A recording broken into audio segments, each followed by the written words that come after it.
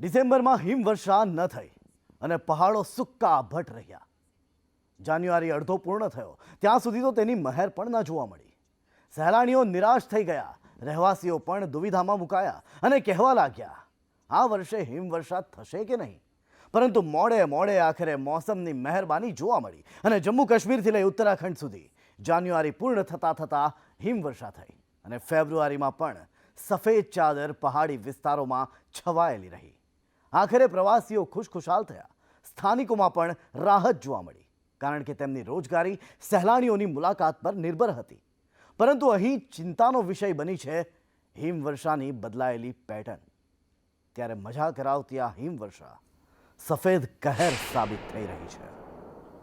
કાશ્મીરથી ઉત્તરાખંડ સુધી પહાડી રાજ્યોમાં મોસમનો મિજાજ બદલાયેલો જોવા મળી રહ્યો છે. નાના વિરામ બાદ ફરી એકવાર હિમવર્ષાનું જોર જોવા મળી રહ્યું છે. ડિસેમ્બરમાં જેવી હિમવર્ષા નહોતી જોવા મળી તેનાથી વધારે જાન્યુઆરીના અંતમાં અને ફેબ્રુઆરીમાં હિમવર્ષા થઈ છે. હિમવર્ષાના કારણે જમ્મુ કાશ્મીરનું સૌંદર્ય ફૂલ બહાર સાથે ખીલી ઉઠ્યું છે. પરંતુ આ હિમવર્ષાના કારણે નજારો એટલો આહ્લાદક લાગી રહ્યો છે કે તે વાસ્તવિક સ્થિતિમાં એટલો કષ્ટ આપનારો પણ છે. જમ્મુ કાશ્મીરના ગુલમર્ગના આ દ્રશ્યો જુઓ. સફેદ બરફની ચાદર છવાયેલી છે અને તોફાની પવન ફૂંકાઈ રહ્યો છે. ગુરેઝમાં હિમવર્ષા વચ્ચે એક શખ્સ ચાલતો જોવા મળી રહ્યો છે. બરફના થર જામેલા છે અને તેના વચ્ચે તે શખ્સનું ચાલવું મુશ્કેલ છે. પરંતુ તે વ્યક્તિ પણ મુશ્કેલી વચ્ચે મસ્તી કરતો જોવા મળે છે. ચાલતા ચાલતા તે બરફ પર પડે છે અને હિમવર્ષાની મજા માણે છે. પૂંછમાં હિમવર્ષાના કારણે જનજીવનને વ્યાપક અસર થઈ છે. નજર ફેરવો ત્યાં બરફ જ જોવા મળી રહ્યો છે. ઘરોની છત પર બરફના થર જામ્યા છે. વાહનોએ પણ જાણે બરફની ચાદર ઓઢી છે. હિમવર્ષા બાદથી પહાડોમાં તો જાણે નવા પ્રાણ ફૂંકાઈ ગયા છે. ન માત્ર જમ્મુ કાશ્મીર પરંતુ હિમાચલ પ્રદેશમાં પણ બરફનું તોફાન જોવા મળી રહ્યું છે. પોલીસ જવાનો કેવી વિષમ પરિસ્થિતિમાં પણ પોતાની ફરજ બજાવે છે તેની સાબિતી હિમાચલ પ્રદેશના લાહોલ સ્પીતિનો આ વિડીયો આપી રહ્યો છે.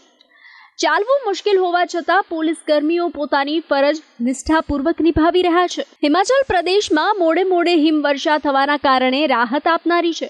હાલ આ હિમવર્ષાથી ભલે તકલીફ પડી રહી હોય પરંતુ આ હિમવર્ષાના કારણે જળાશયોમાં નદીમાં પાણીની આવકમાં પણ વધારો થયો છે. बागवानों और किसानों में खुशी की लहर दौड़ गई है क्योंकि पिछले कई दिनों से यहाँ पर जो मौसम में जो तब्दीली हो रही थी या तापमान में जो उतार और चढ़ाव आ रहा था उससे किसान जो है वो चिंतित हो गए थे.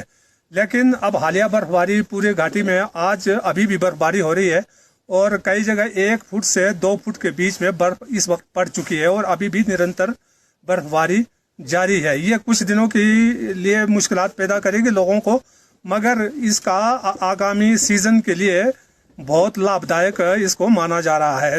संपूर्ण घाटी के चारों तरफ जो दर्जनों ग्लेशियर्स हैं ये सारे फुल्ली लोडेड हैं और रिचार्ज हो जाएंगे और जितने भी नदी और नाले हैं ये सब भर चुके हैं और पेयजल के स्रोत भी रिचार्ज हो जाएंगे. અટલ ટનલ પાસે કિલોંગનો આ સુંદર હિમવર્ષાનો નજારો પણ મન મોહી લે તેવો છે.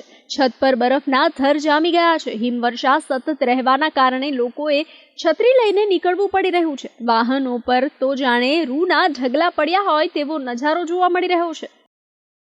પહાડી રાજ્યોમાં હિમવર્ષાની અસર મેદાની રાજ્યો પર પડી રહી છે જેના કારણે દિલ્હી, યુપી, રાજસ્થાન, હરિયાણામાં કડકડતી ઠંડીનું જોર જોવા મળી રહ્યું છે. સ્પેશિયલ રિપોર્ટ સંદેશ ન્યૂઝ.